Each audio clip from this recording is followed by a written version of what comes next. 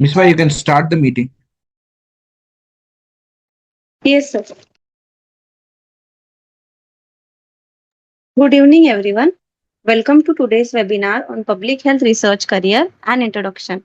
Public health research plays an important role in understanding problems and improving community health, and also offering various career opportunities for public health graduate. The purpose of this session is to providing a brief overview of career options in public health research and the skill required to build a successful public health career in this field. Now, I would like to invite our speaker, Dr. Sudarshan Vasudevan. He is a physician and public health researcher, MBBS, MPH, pursuing MD, and also he is an ex-consultant. He was an ex-consultant of ICMR, WHO, MOHFW, and also a designated partner and CEO of One Public Health LLP.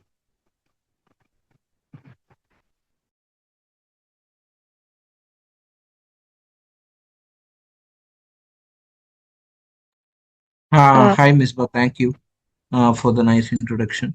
So, good evening, everyone. Glad to meet you all today. And so, uh, so this is going to be just an interactive session. I just want everybody to just participate and then learn a bit about what is public health research as a career option. And whenever you have any doubts, you guys can just pop in and ask your doubts. Okay, thank you.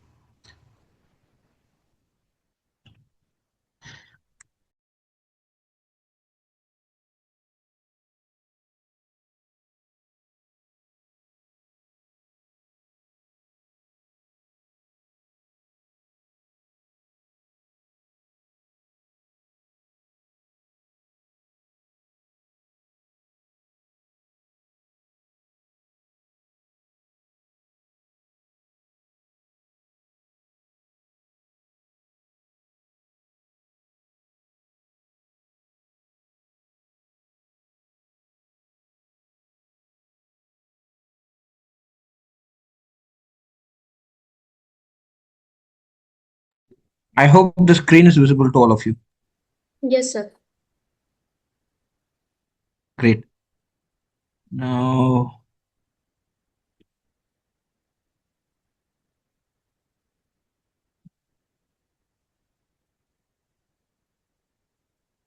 so I am Dr. Sudarshan.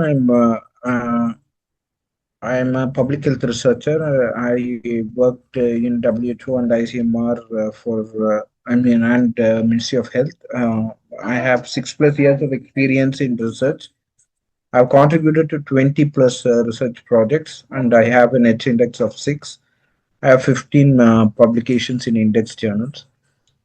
So today, I want to talk to you about One Public Health as well. One Public Health is a platform that is, that is trying to make life of public health professional easier.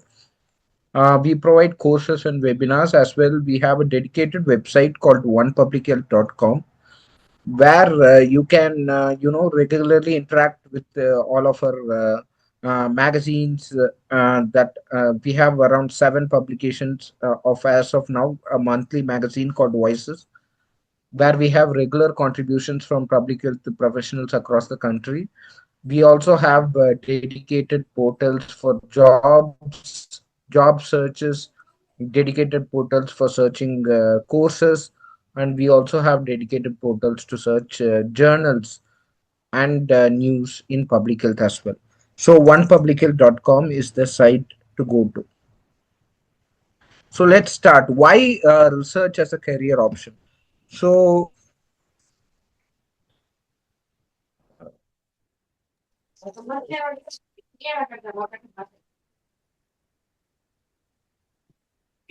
So I just want to know how many of you here got into public health with an intention of becoming a researcher.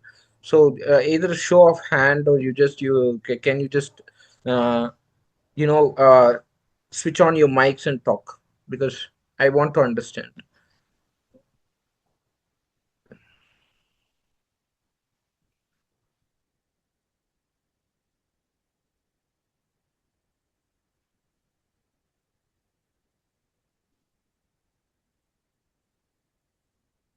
Yeah, anybody willing to communicate about your need to be researchers and why you want to be researchers?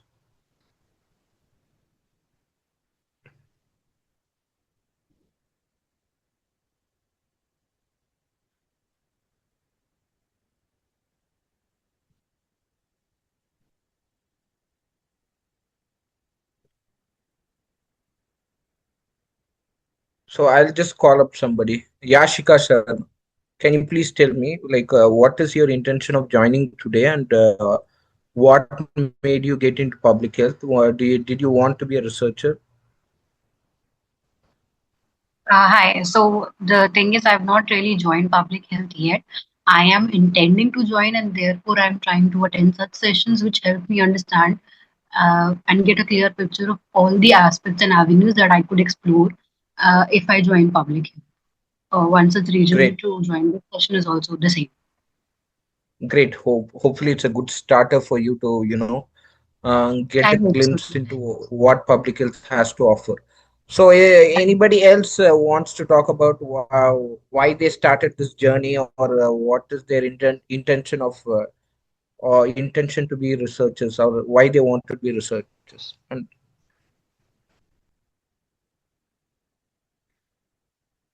Deepraj Mandar.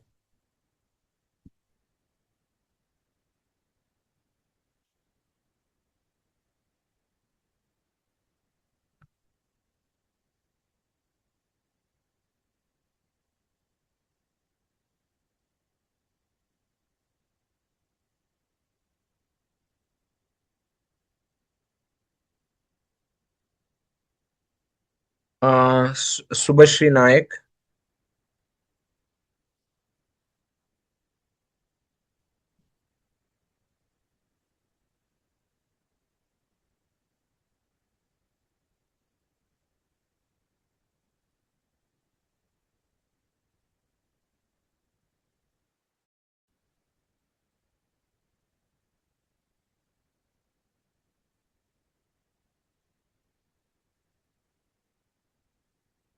Okay, if nobody wants to talk about their research ambitions, let's skip to the next part.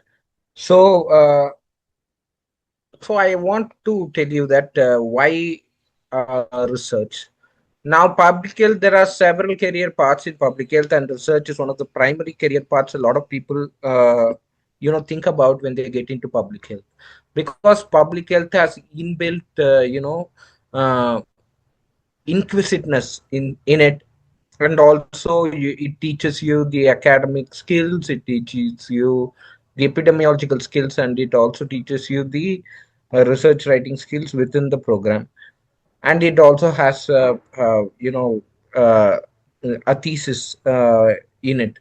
So this makes us able researchers, and a lot of us do come into public health from clinical backgrounds, and we have this natural inclination to try and solve the problems that we see in our clinical practice, that maybe just the patient interaction and regular medication cannot solve. So that is one of the reason a lot of people get into public health with the idea of trying to solve problems. So what you may have the passion, but what essentially is very important in research is to create lasting impact. And to create lasting impact, you need to have the right intentions and also have the right ability to develop good research practices that will help you create a lasting career in this field. So that is why I want to give you an introduction or a glimpse into the various skills and you know uh,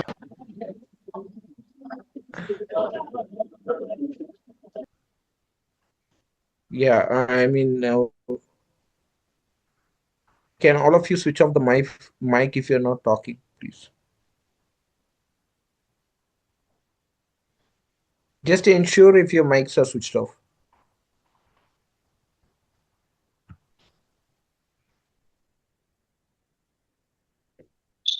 So, what are the various career paths in public health research? You can get into academia where you can do a PhD and you can also teach and you can also uh, develop research in an academic setup, and you can also guide students do research and learn it. You can also get into research organizations like Indian Council of Medical Research, the Department of Biotechnology, and there are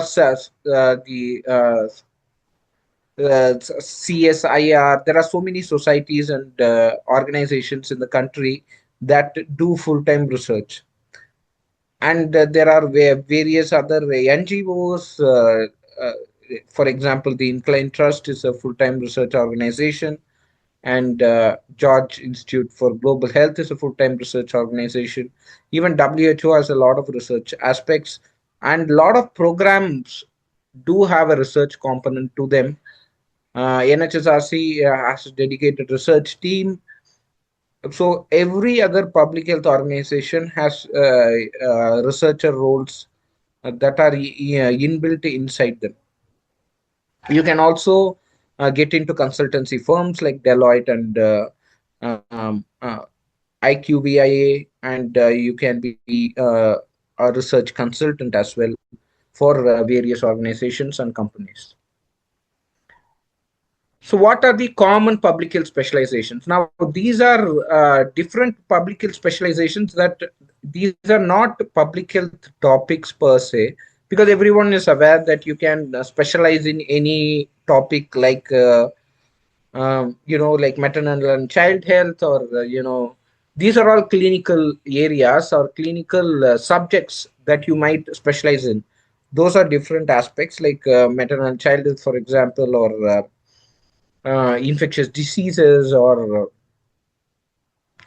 there is always reproductive health, pediatric, I mean, child health, or nutrition, and there are various other oral health, and there are NCDs. There are various other clinical areas, but these are different. These all require separate skill sets and separate focus directions. For example, epidemiological research is an area of research where you are describing events, or you are looking at outbreaks, you are doing surveillance, programmatic surveillance, or you are essentially doing surveys, large scale surveys, to find out when, where, and how much an event or a disease occurs, or on whom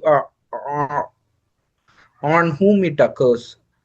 So you're essentially describing the time, place, and person of a specific disease event. So these types of research are regularly known in public health. But there are more research areas that have added up, and they require separate skill sets. For example, implementational operational research.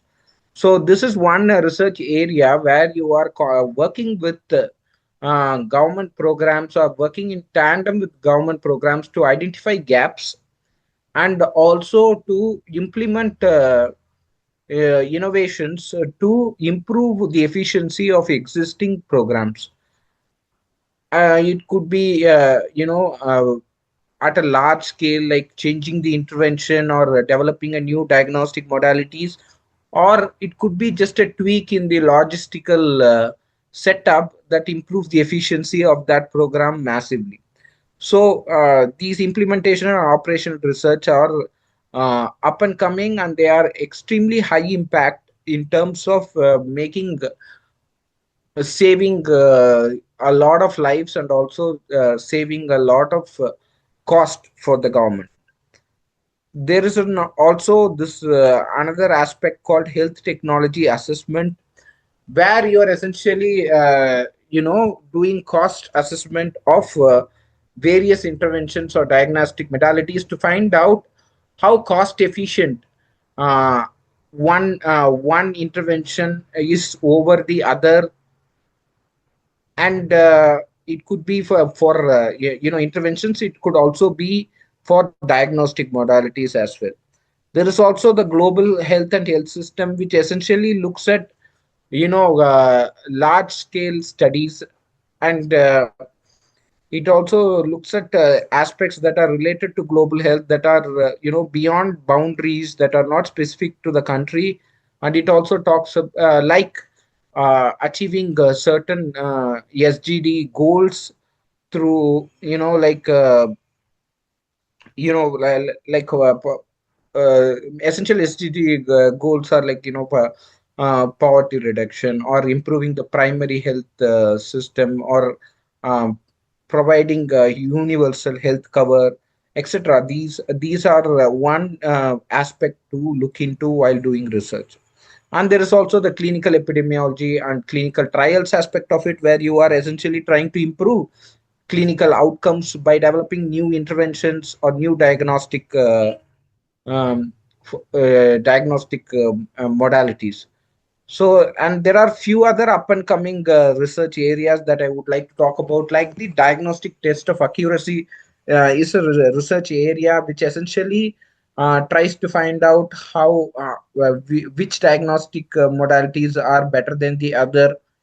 Then there is also the innovation aspect of developing new digital tools, and digital tools using AI and other platforms for public health. And uh, and this technology can also, you can also develop medical devices as well.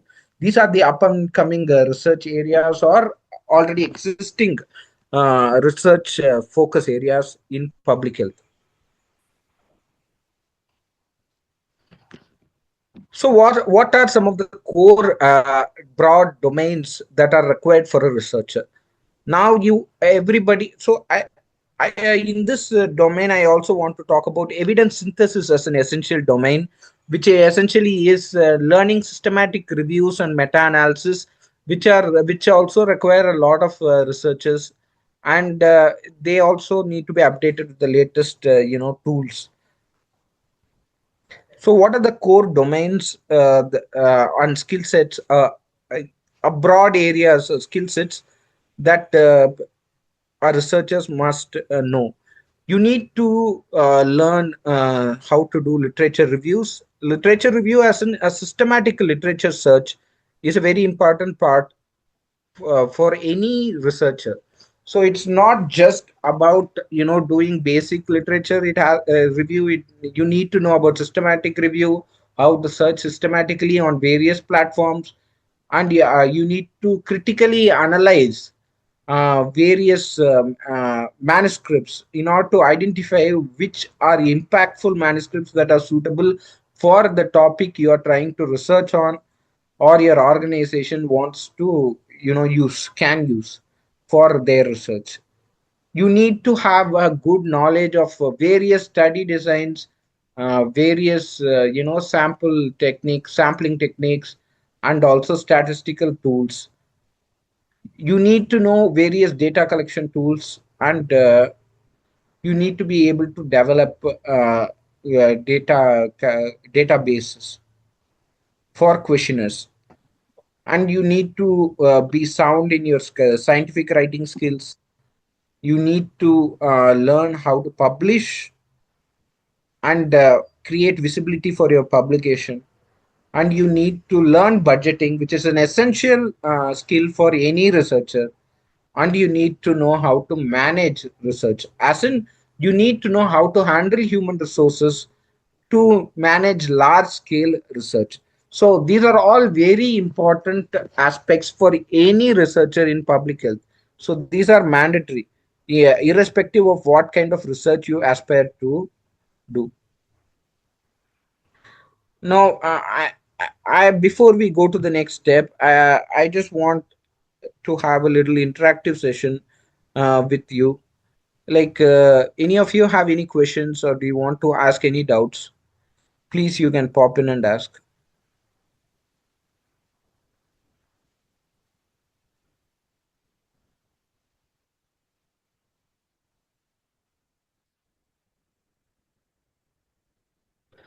Yeah, Ravikant, please. Dr. Ravikant.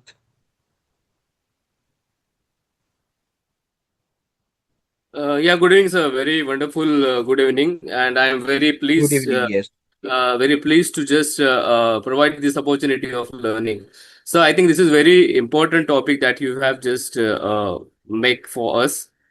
So my question is that while doing all these things that just upskilling all these things like literature rewriting and the study design or data collection. Oh, I think the proper mentorship or the continuous supervising or the monitoring the person, those who are in the process of learning must be there, sir. I think, and this is very challenging way. This is very challenging upskill individually without mentoring or without support. So I think this is very important need of an hour. Yeah, great insight. You're right. And hopefully, I hope, are you a student in IAPH? Yeah, sir. I'm student and I'm working on my qualitative research at the final of dissertation. Oh, great to know. I'm also a fellow IAPH, IAPH I passed out from IAPH Delhi as well. That's great, And sir. That's great. yeah, thank you. But hopefully, your college is able to provide that mentorship. And later, while you start your research journey in your respective organization, they will be able to provide you. And also, you have organizations like us who are regularly, giving you courses, and you can always upskill yourself. Yeah, it is hard. It takes time, but I think it will get easier over time, and it's just going to get easier for you. I have no doubt, and you probably cross the river halfway. So yeah, Exactly, sir. great insights. Thank you.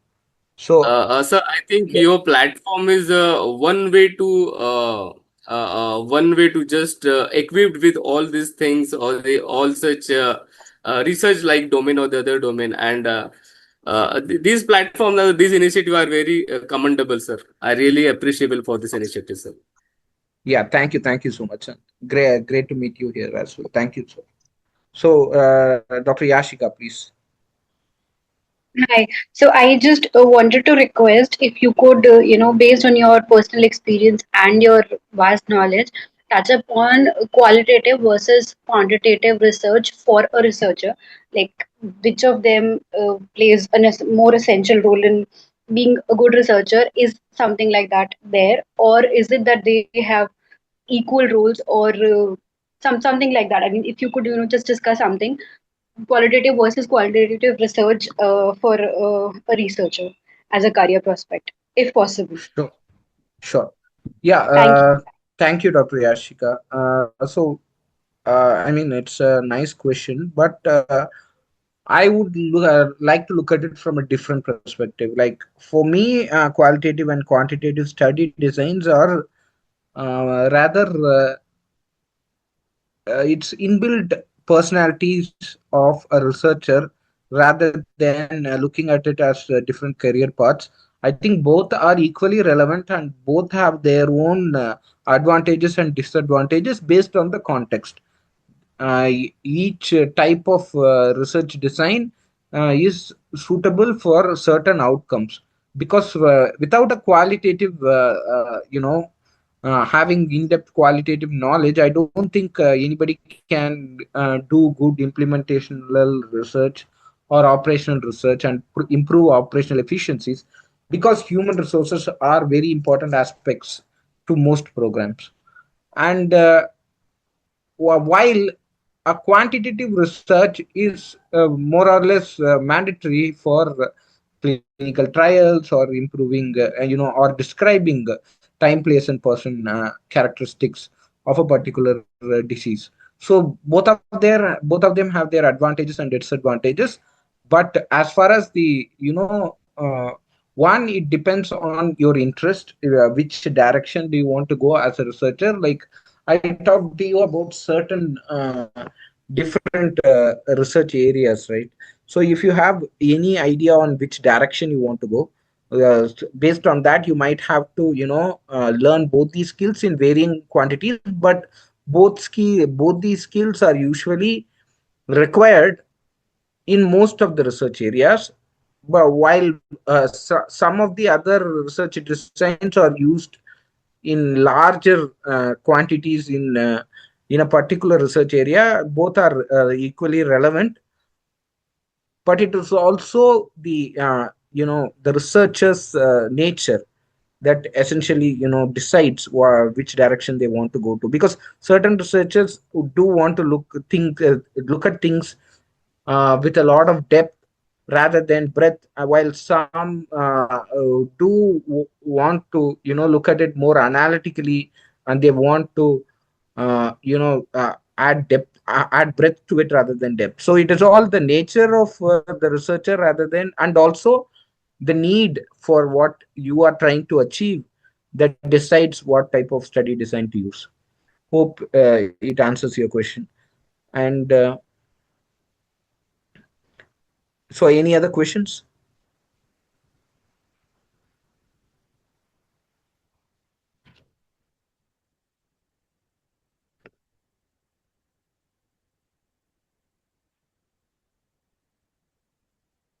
Okay, if there are no more questions, somebody has asked about statistics. So we'll also explain more about what are the statistical tools that you might have to learn. Okay, this is more a basic intro to what is skills and knowledge or profile building that you might need to start a career in public health research.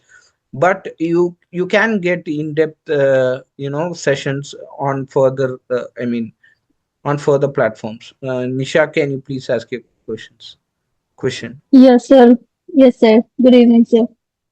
Good Sir, evening. actually, I don't have enough knowledge about statistics because 3 days before, I have an interview in ICMR Delhi for project scientist 2, and they Hmm. reject me because my statistics wasn't good.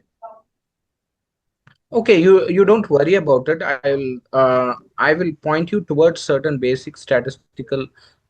So first, you need to know, you need to understand, have an in-depth knowledge of the theory of statistics. Okay, don't start Okay. without it. All the statistical tools, like once you have a good grasp of basic understanding of the statistical theory, you can start with some of the basic statistical tools like Excel. Now, I will talk a bit more about that in the next slide. So you don't Yeah. worry. In a couple Sorry of to disturb you, sir. Yeah. no, no, no. Yeah, Uh, yeah. yeah. It's a valid question. Yeah, please tell me. They asked me like I told them I only know the Excel. They said no. In this field, you need to know more software. Excel Hmm. is not enough. So Okay, I will talk about more softwares that are needed as well in this session. Okay, you yeah, can yeah. note it down, Thank and you. there are tools to learn them, and I will help you out.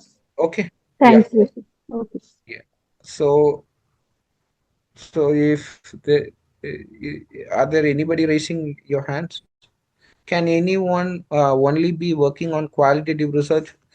Yes, they can. Dr. Ravikant, they can. There are researchers who specifically work on qualitative designs, but you cannot skip the quantitative part out of uh, any research methodology, because both are equally important. You can be a predominantly qualitative researcher, but you still need to do some basic quantitative aspects irrespective of what type of researcher you are. So either way, it goes either way. Even if you are fully quantitative researcher, you still need to know certain qualitative aspects, basic qualitative analysis, because you will come across certain qualitative data in your studies. So it goes either way, but you need to, even if you are predominantly using the other study designs, either qualitative or quantitative, you still need to know all of it, at least the basics of it. Dr. Ayan, please. Can you just switch on your mic? Yeah. A very good evening, sir. Good evening. My question was among these eight core skill domains. According to your Hmm. knowledge, which would mastery of which of the domain would separate an average researcher from a good researcher, sir? So I would say that these are mandatory for any researcher. Okay, so these are not something that any researcher can skip, especially in public health. So these are not some things that can be skipped for any type of researcher. But mastery, I mean, I think you will have to master all of this irrespective of whatever researcher you are. But there are, more in-depth skills that you can master that will come in the later slides, that will definitely make you stand out among the crowd. But these are basics, these are broad areas. At least some knowledge and some mastery of these broad areas all the researchers must have. So I will, once we go in depth to the rest of the slides, you will know what are tools that might make you stand out in the crowd to make you a more refined researcher. So Dr. Ayan, you have any follow-up questions? No, sir. No, sir. Thanks. Yeah, okay, sure. So I'll go to the next slides if nobody has any questions.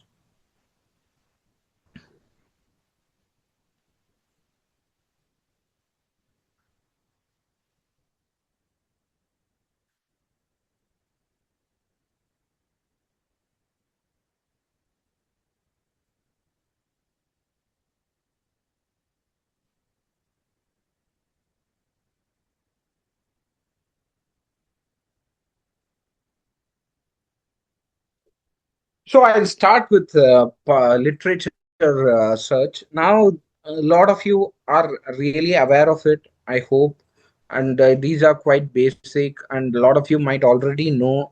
But just in case some of you don't know, there are ways you can search, optimize your literature search. These are just manual searches that will help you, that are basic for any researcher. I just want to, showcase an advanced search on PubMed. These are the usual literature search engines that most researchers use.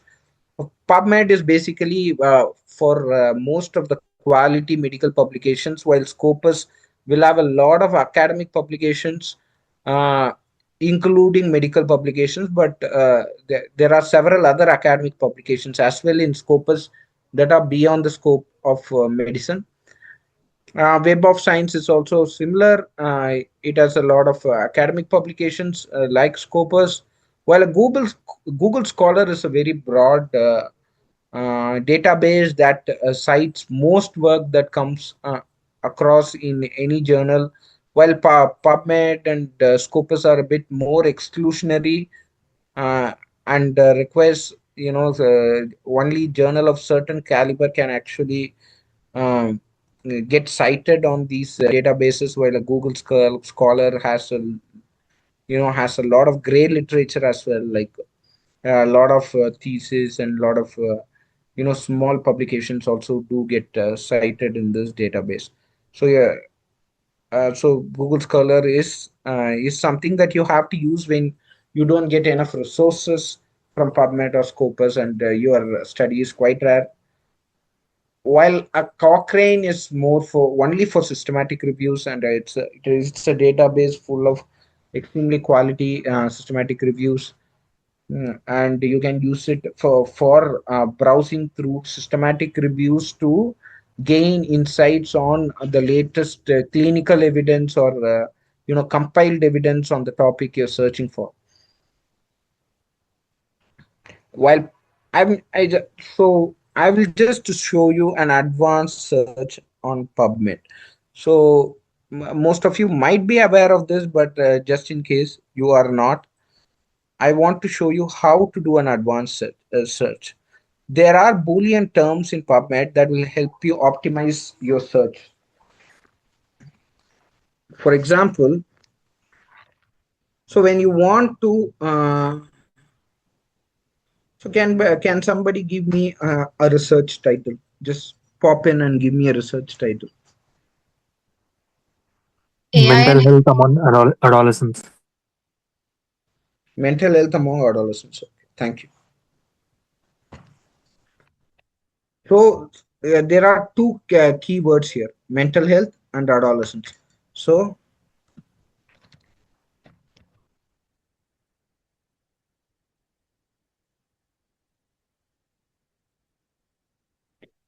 what if you want to have studies that only include these two terms, or you can also choose to look at studies that include either of these terms. In that case, if you include studies that have either of these terms, then your search will be broad. If you include only studies that have both these terms, then your search will be a bit more narrow. I will show you how. Okay. So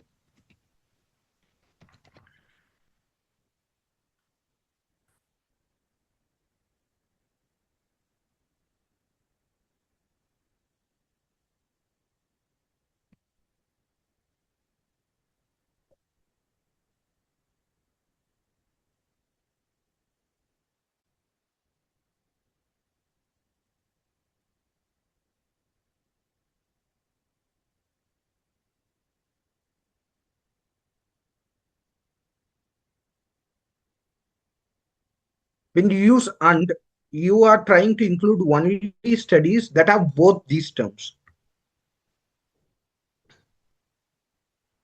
So just look here. What is the number of search results?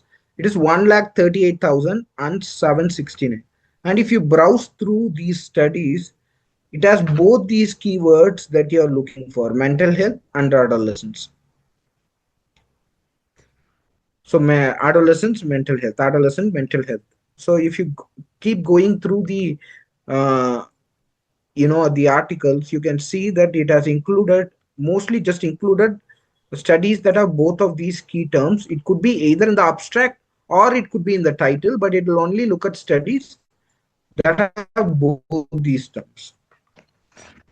Now we'll go back to the advanced search, and this time, instead of using and, I'll just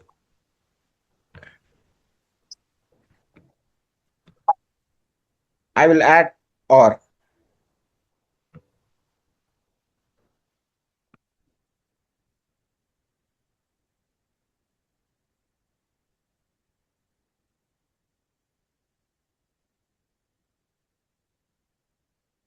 So previously we had around 1 lakh 38,000 search results. Now we have around 3 lakh 96,000 search results.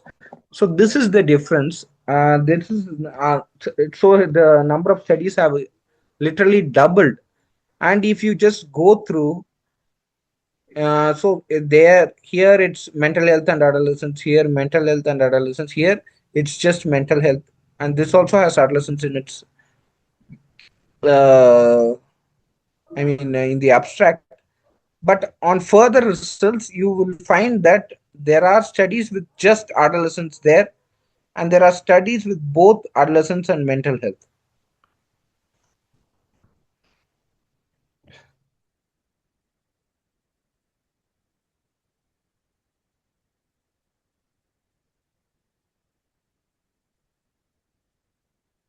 So that is how it works. So there will be studies with either just covering topics on, just it's a study that only talks about mental health, or it could be a study that only talks about adolescent health from a different angle. And there are other Boolean factors. There are other Boolean terms. This includes not. So when you're including not, for example, I'll just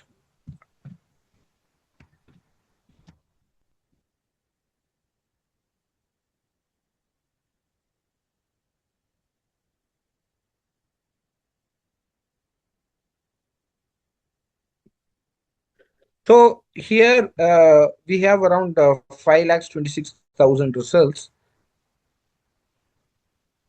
So you will see that it will exclude any studies with adolescent in it. So this is one way to exclude a certain exclusion criteria that you have to make your study more focused. So this will essentially exclude adolescents from most of its studies. And while these searches are really good, it is not exclusively 100% foolproof. There are certain leakages where irrespective of whatever search you do, you will still get certain studies that are not relevant to what you're searching for. You still have to manually go through them to add them to your pool of references. Now, I hope you guys have understood that, and I will go to the next topic.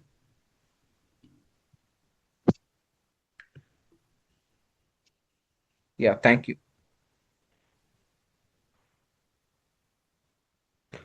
Now, reference management, and I hope all of you have been taught about reference management. Why reference management is important.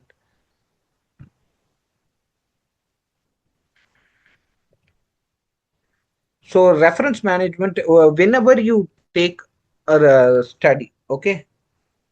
So, before we go further, I just want any of you to just pop in and tell me what are the various reference, uh, formats that you're aware of. Yeah, yeah, please. PA7, Okay. Vancouver, Vancouver yeah. APA style, American Psychologists Association APA style. Okay, great. Yeah, so these are some of the common references, referencing formats. Why is referencing important? Can somebody pop in and tell me? to cite someone else research, like for the evidence based. Yeah, that is true. One, why is citation important? One, this is research, so we always expect research to have certain level of evidence before we add any information to our manuscript. We do not want a manuscript that does not have any uh, what do I say? Any sentences or any facts that are not already proven at least certain level by various other sources. So, in order to add credibility to what we are saying, we are trying to reference them, and we are also giving credit for people whom we are taking that information from. So, this also helps, add credential to the people who have put out their work on that domain. So that's why references are important, and there are various referencing platforms. So the Zotero, Mendeley, EndNote, Paperpile, these are various referencing platform, and there is also this platform called Cite This For Me, and now most of the AI platforms also, they create their references in the way you want. ChatGPT can also modify references if you add the links, or if you add the reference in any format, it will be able to modify it for you. And there's also this internet platform called Cite This For Me, which can also compile and help you modify your references.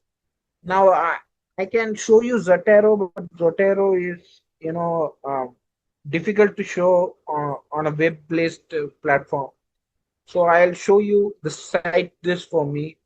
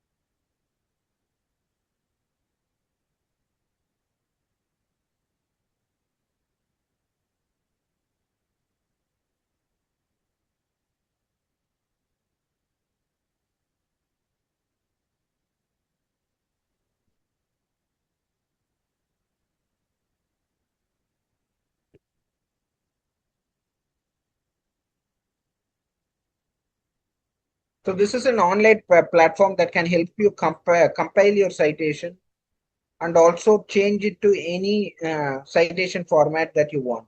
You can use even website, books, or journals in this platform.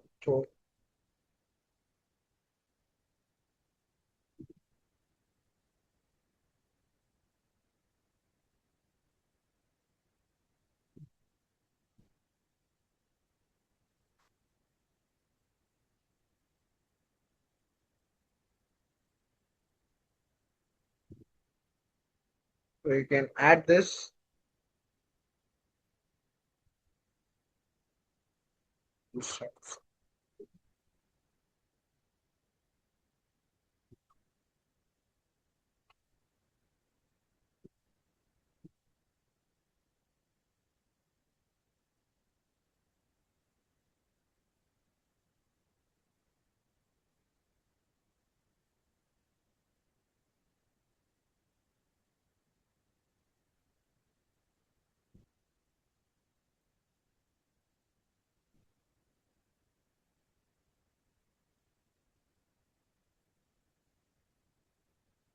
So yeah, sometimes there might be certain information missing, especially if it's a website. So in that case, you just have to remove that, complete the site. So you just have to copy this and add it to your text. And you can just keep compiling all your citations here. So you can keep adding them and they'll keep getting compiled here. And then you can keep adding them to your manuscript. This is one way. A platform like Zotero. So these have, so this is how it works. Zotero, you can just, so you need a plugin for your browser.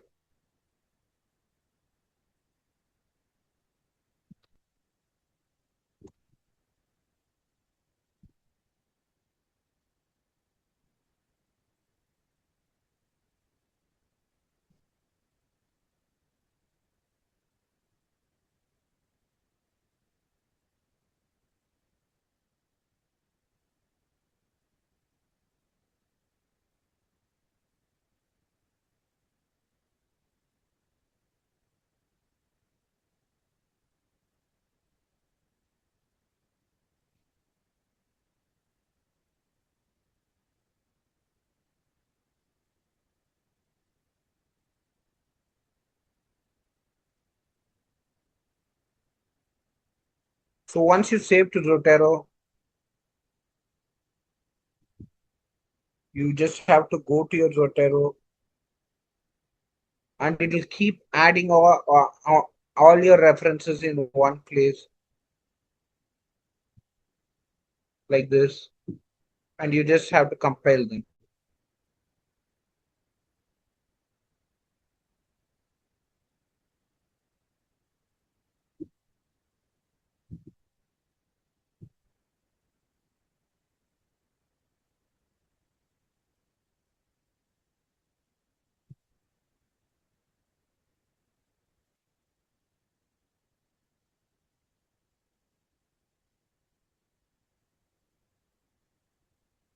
So right now, because of lack of time, I cannot show you in a detailed way. I'm just introducing you to all these apps and concepts. But each of this requires a separate session, or to learn them in depth. So there are systematic review tools. Now, these are also important. Like Rayon is helpful for a bunch of things. It can help you for screening your studies. It can also help you in data extraction, uh, and it can help you in the abstract screening, full text screening, and whatever. Revman is a tool that is useful for um, uh, meta-analysis. Covidence is also useful for screening and also meta-analysis. EPPA reviewer is also very useful for screening and meta-analysis. So I will show you Rayan, for example.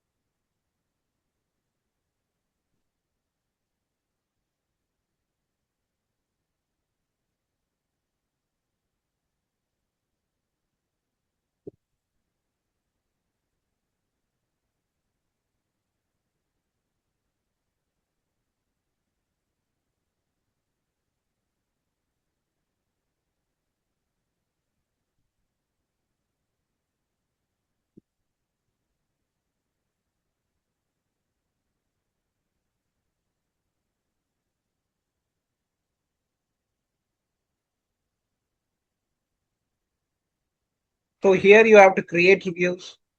And once you add a title, you can choose the review type. It could be a systematic review, it could be a literature review, could be biomedical, environmental, not applicable. Then you add certain description and you create a new review.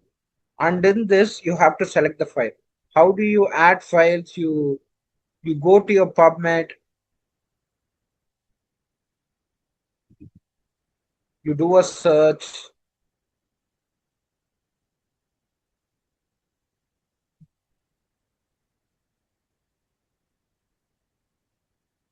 and you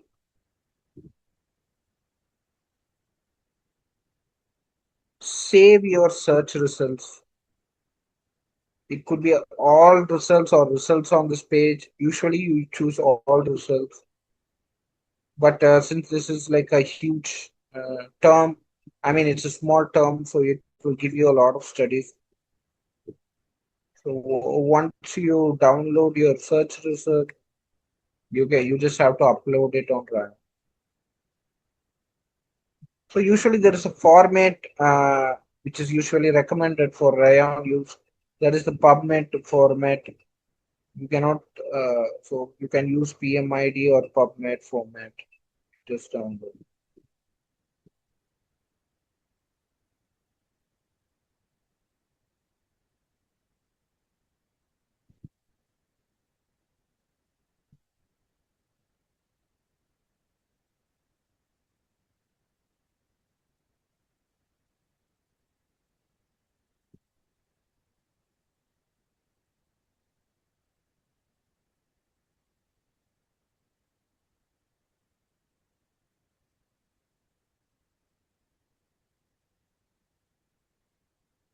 So once you have added that study, you guys can work together for screening, reviewing the data, for full text screening, data extraction. So if you go to screening, it will show you all the studies that were in your search result. So we'll go on to the next topic. I'm just introducing you to all these tools uh, to get a detailed glimpse of we need further sessions. So for data collection, there are so many other tools. These are mostly tools that will help you get validated information from sources instead of collecting them through uh, pen and paper and then putting them on Excel and then correcting them and then analyzing them. These will help you give validated data in one go, and some of it can be self administered also without any need for a interviewer to be present there, because you can have validated options that will help you uh, restrict the participants from making any mistakes. So there is Kobo toolbox, there is ODK platforms, there is RedCap, there is EpiCollect, and there is Google Form. So I hope many of you are aware of Google Form, but I will just show you, fast what a Google Form is.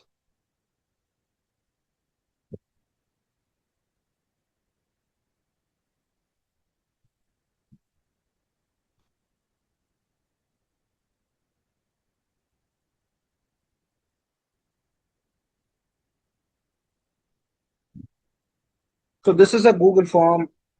So here you have you can create a title, you can develop a question,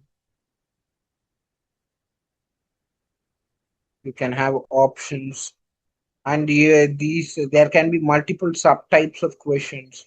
You can have it as checkboxes, you can have it as paragraphs, uh, where you can have it as short answers, and you can also have response validations where you can decide what should be the it should be a number or it should be a text, or if it is text, how much what it should contain.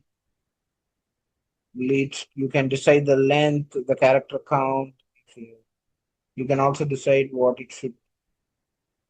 So if it should have just what you are writing, then it should include only that.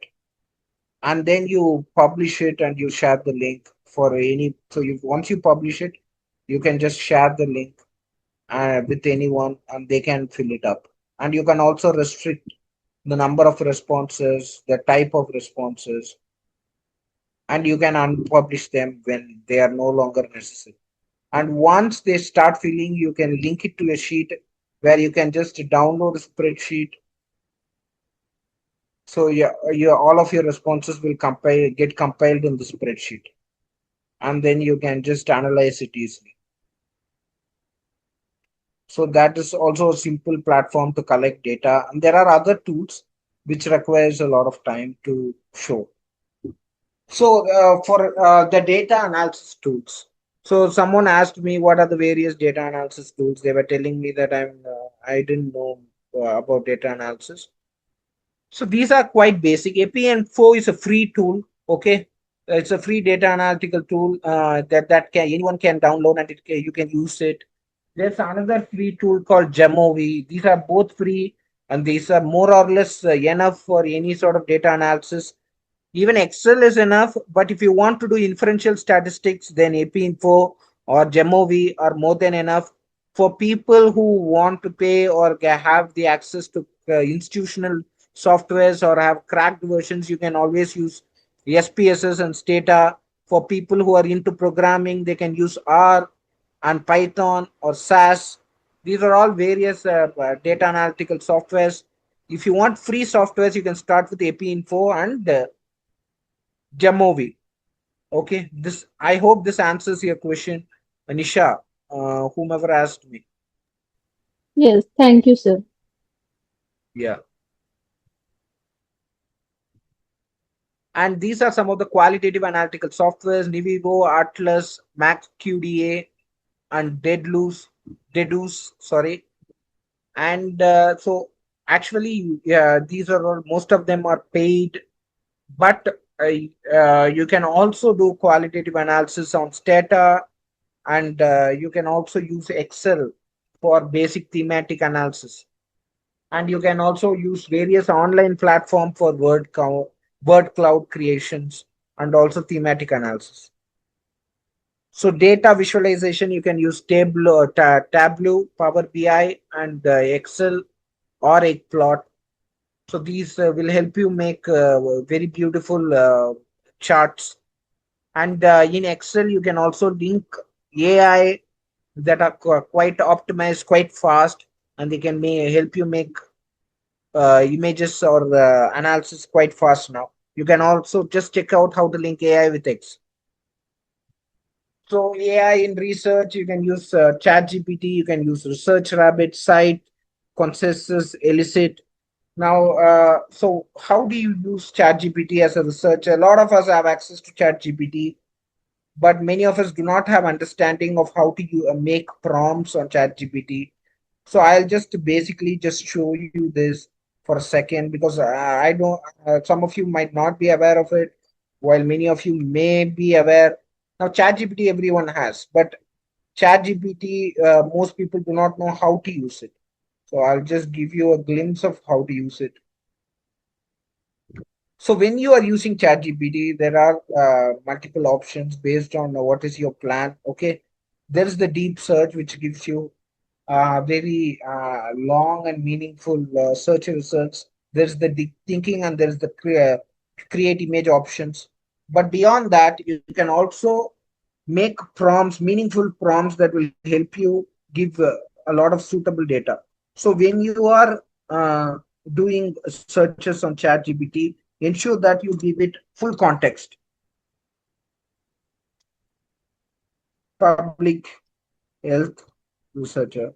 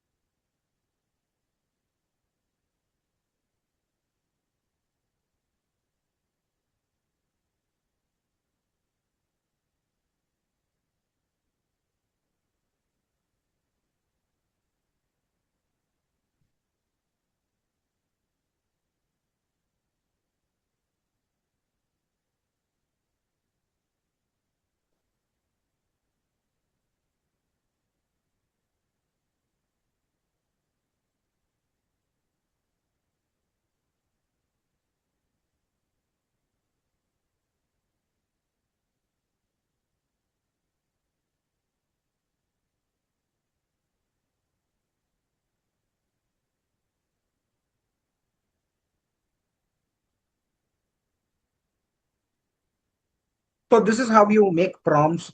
You It has to be detailed. It has to The context has to be specified. You have to mention where the sources have to be obtained from. You also have to mention how they should be formatted.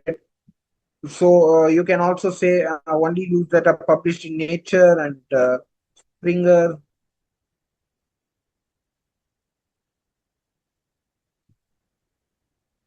Provide them as a Word document.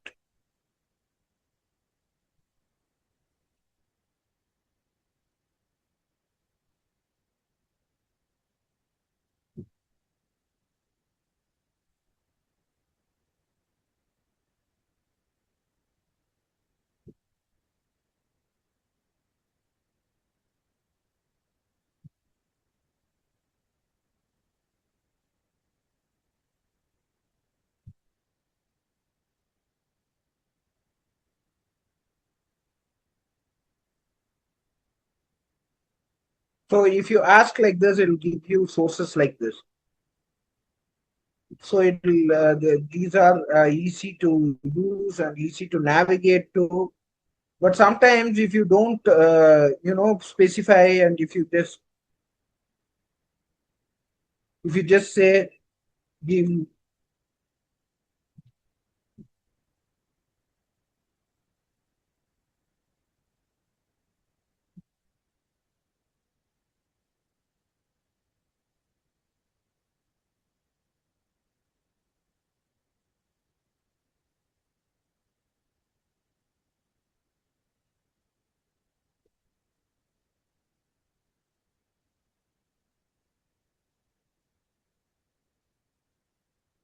So it can give you a lot of references from a lot of sources. It may not be of academic nature. It cannot may not be useful for your literature search. So that could be an issue.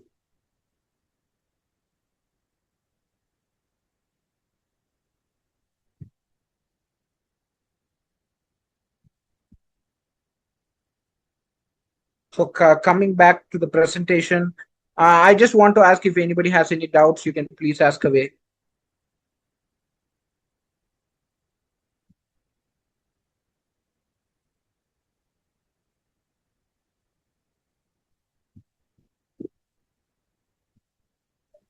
Hello, sir. Yeah, please. Yes, I have some question. Maybe it's not related also, but if you can guide us on this, like related to search strings, like when we search from different for different literatures, like we want Hmm. the authentic one, like because whatever search string we put, like it reflects those are kind of studies. So like sometimes whatever study that we want might be not be there if we put the wrong search string. So Yeah. how do we put how do we know that all the search strings are like this is the completed one, so that whatever has been reflected, how many numbers has been reflected, it is correct? I mean, how do we know that, especially when we do very systematic literature search, because that's very important for us. So can you just suggest us or guide us on this matter? Yeah. What is your name, by the way? Any? Okay, sure, Annie. Uh, this is quite. I mean, I just showed you right on PubMed how to do advanced search. Where you in that session, like where you, I mean, where you logged in at that time. Hello, Annie. uh, yes sir, actually I think I missed that because I joined a little late. Yeah. Okay, don't worry. Actually, this video will get published in a couple of days. You can watch that part of it as well. All you have to do is go to PubMed and you have to do an advanced search. You can just go click on the advanced and you have to use the Boolean terms to enter all your keywords. And based on what you're trying to search, you can add and or are or not. Okay. And based on that, you will get all the results and then you have to use other screening platforms to screen out your search results and to make so when you do this advanced search it is more or less confirmed that you'll get every single search result that is there for your search strategy on PubMed, at least on that particular database. So please do look at that part of the webinar as well. So since I don't want to repeat it because others are also there and it will take a few minutes. We are already, late. I hope you Yeah. understood. Yes, I understand that one because that is what we follow actually. Even we do that, but sometimes it so happen like when we put all those search strings like correctly, like what you have said, we put all the concepts that we are putting everything in that when we do filter also everything we do, but still in spite of all these things, sometimes the exact thing that which we're looking for is not found sometimes, and then the results shows something different. Either when we go for full screen, when we just go and check everything on the thing, it's not what we are wanting. I mean, even after we put everything, after using the boolean operators, after using the filters, after going for advanced search, everything is done. So I just thought like if there are some some No, I thumb think rules or that some strategies like. may that yeah, I think that comes with experience and judgment and trying out few different keywords. So when you are entering, just do enter each and every single keyword individually. Don't use boolean operators in tandem. So when you are entering each keyword, just mention that keyword, note down that search result, and then use the next boolean operator to add one single term. Then you note down the search results for both these terms together, and then you subsequently keep adding each and every single term individually and keep adding all the search results. And I mean, that is one way to ensure that you are not missing out. And it is also going sequentially, and you'll also be able to notice any extreme changes in your search due to any missed keyword or additional keywords that might not be relevant. So you go one by one. That is something that I use. And also you try to that is one way, and you might have to try it with different uh, different what can I say? You can do try it in different ways. So do not go with one single search strategy. Maybe have a few search strategies for the same topic that you're looking at, maybe try out different things, and you also, based on your judgment of just before also saving the file, do scroll through the titles to see if they are actually relevant to what you're searching before you're saving them. So this will also give you this judgment of what. So it's very easy to scroll through, right? The titles. So before you go for abstract screening or full text screening, please do scroll through the titles. And if you're looking at the titles, you will be able to make out if they are relevant, actually relevant, or if they are just that you made some mistakes with your search strategy. And these are some of the ways to try and avoid errors. I don't know if your question is out of the scope of what I am saying, but these are some of the ways. But I mean, if they are still, in spite of using all these, if your searches are coming like way away from what you're trying to search, maybe there aren't enough articles uh, for the topic that you're looking into, and sometimes it can only give those search terms. Maybe you're using the wrong databases. Sometimes what you're looking at might be published in other sources, because it may not be too much medical. It can have certain other aspects to it, like a veterinary aspect or whatever, that, or a industry aspect, like a trial pharma or something. So that sometimes animal studies or whatever, so sometimes they may not be Mm, published enough in public sources. So yeah, yeah, I hope I have answered actually, your question. yeah, yeah, actually, Yeah. I understand. Like when we put just very few limited terms like using the operators, boolean operators and all, then it will give in terms of lakhs, so that is not correct. Or maybe in terms of 50 60 thousands, again that is not what we want.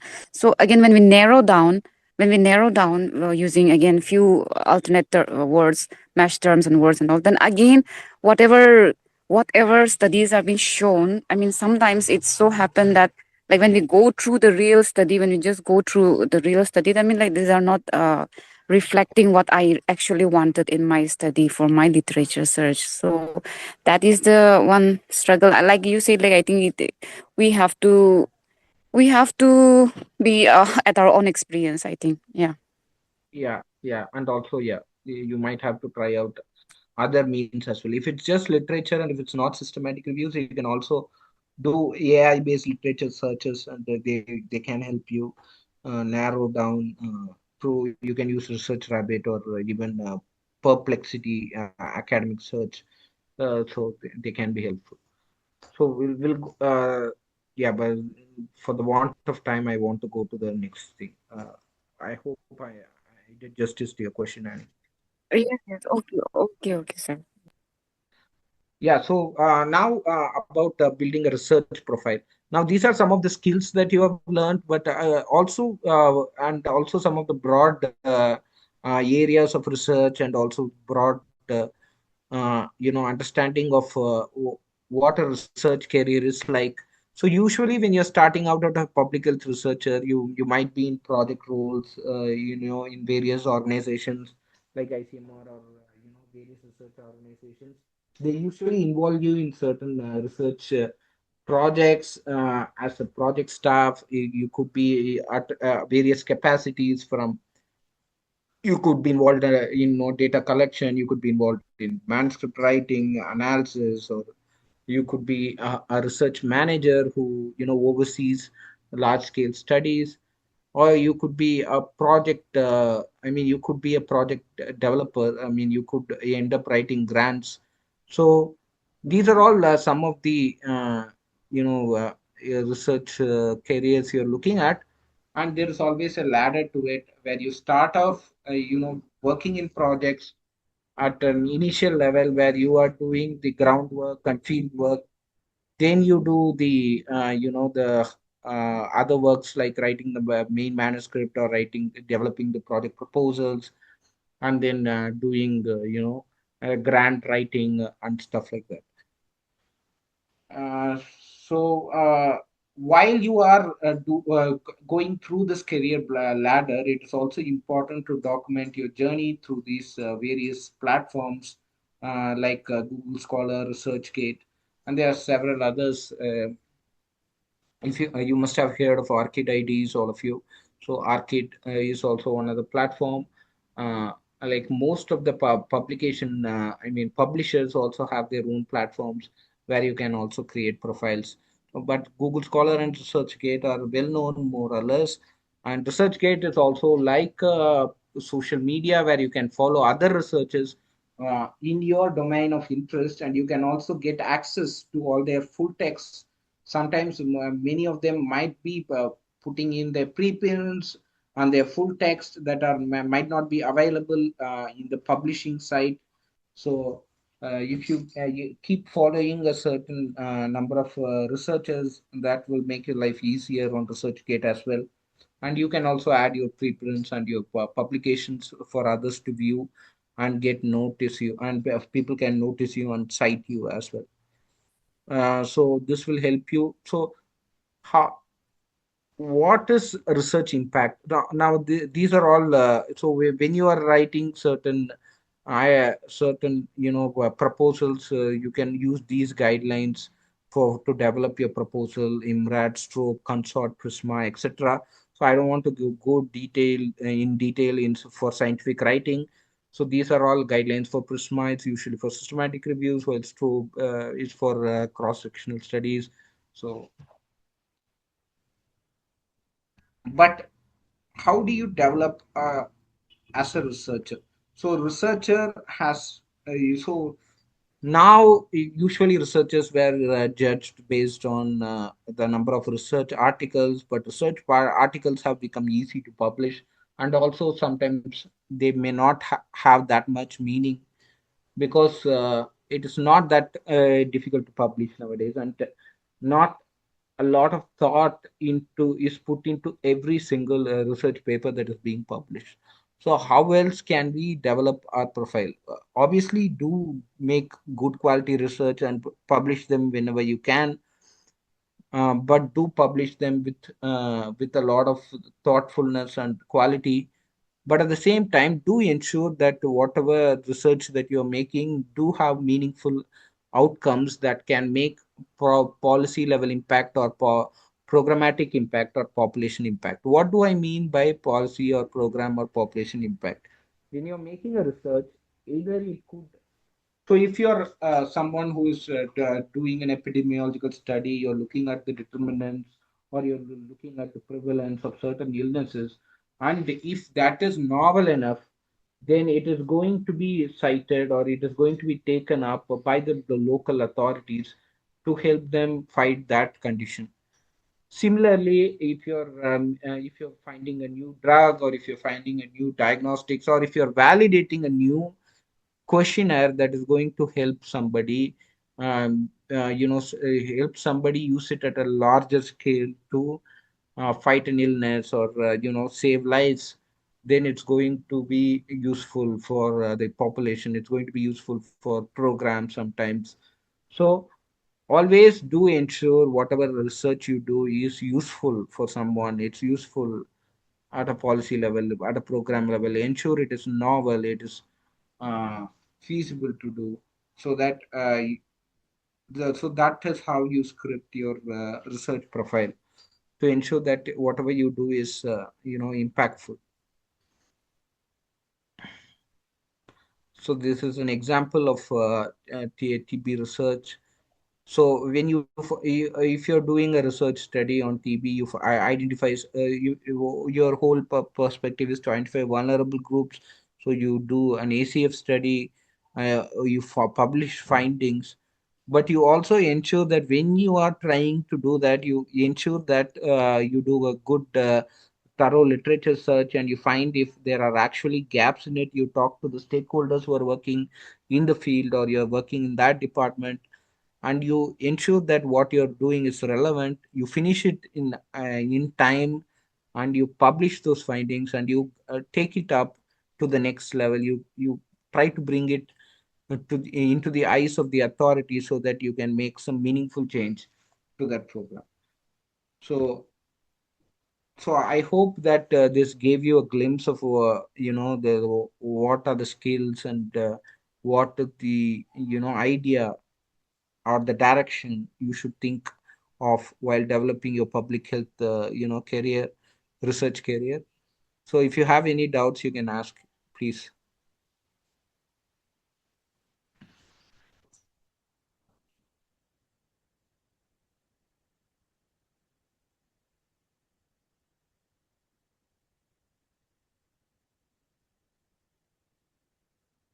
So please do fill the feedback forms that have been put out there. And yeah, who's doing the Q&A sessions? Misbah? Yes, sir. Yeah, try to check for any questions and do moderate the Q&A session.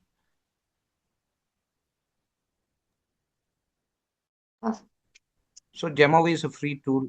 Yeah. So that is also very useful statistical tool, just like EpiInfo. And yeah, you guys can use it. Yeah, please. Misbah.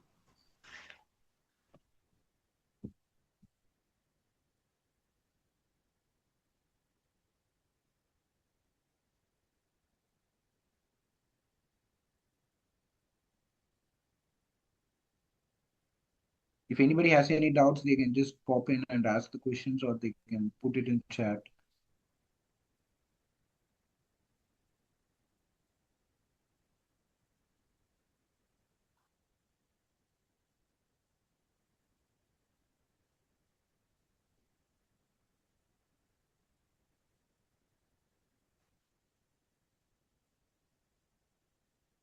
So if there are no questions, then please conclude. Yes, sir. I would like to thank Dr. Sudarshan Vasudevan, sir, for such an enlightening session on public health research career. We are truly grateful for your time and for sharing. Hello. Hello. Hello, ma'am. Sorry for interrupting you, ma'am. Okay, okay. Is there any question? Ah, yes, ma'am. I just have a doubt so that I can clear with sir, ma'am. Yeah, please, please. Sir, thank you, sir. Thank you for giving me this opportunity. And good evening for all. Actually, I'm a student pursuing a Master of Public Health, sir. The question and the doubt I'm having is that a public health professional job is only doing research and publication.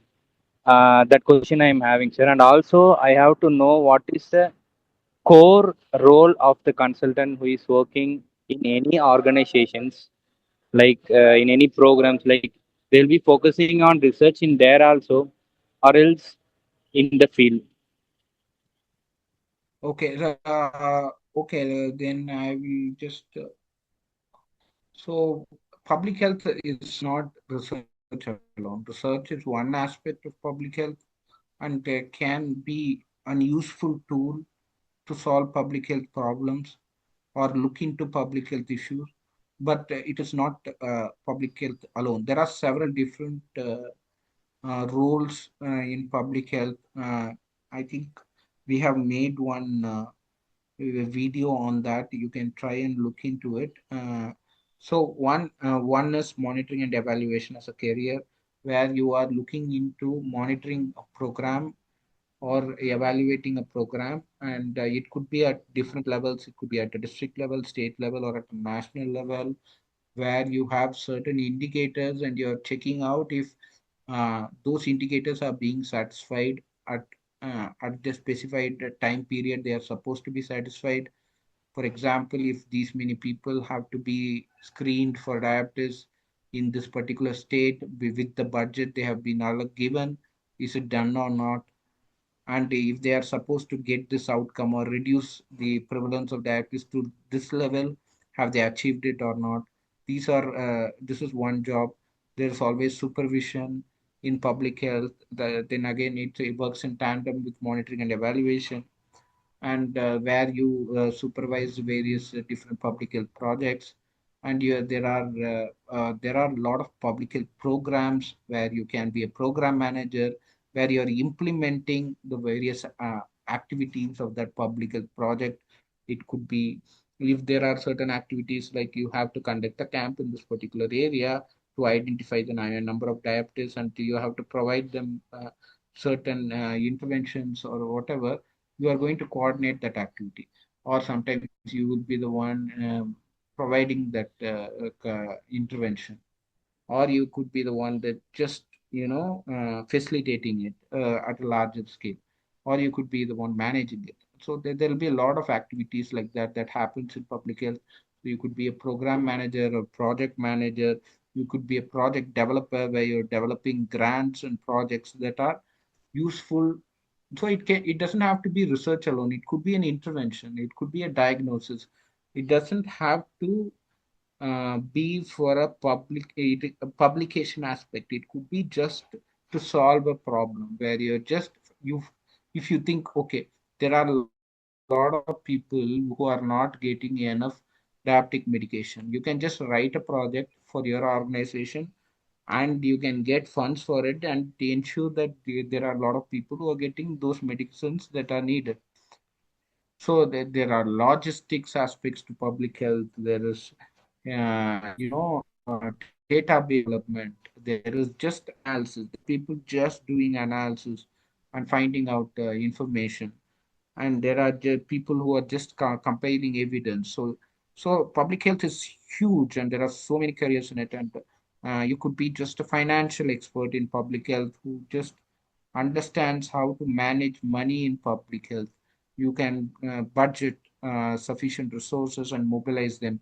You can be a coordinator who communicates with various sites or various states and provide information. You could be in communication in public health. Public health is huge. Okay, so it's not just about research, but research is an essential tool for any public health professional. Yes, sir. Thank you, sir. Are there any other doubts?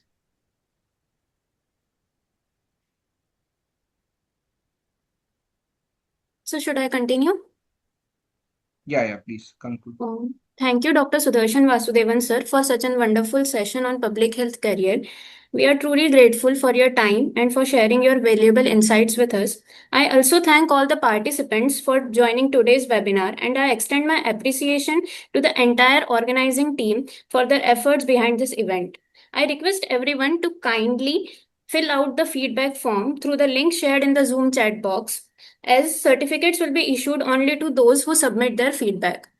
Again, thank you all for your time and participation. We hope to see you again in our future sessions. Thank you. Thank you, all of you. Thank you, Juhi. Thank you, Mispa. And have a wonderful evening.